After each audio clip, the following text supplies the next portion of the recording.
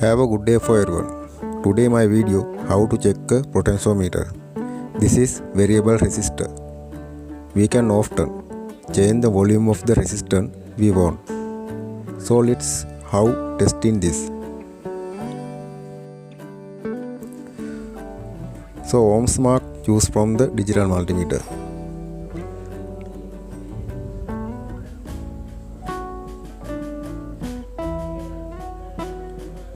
Then put the multimeter probe on two sides of potentiometer. Now you can see 54 ohms. This is 50 kilo ohm variable resistor. Can change slightly. This center pin. The ohms value of the center pin can change. Now rotate slowly. You can see that the resistance value changes. So it's good potentiometer.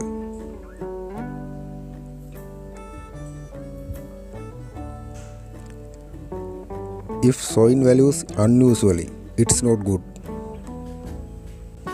So we meet again from next video. Thank you all my friend.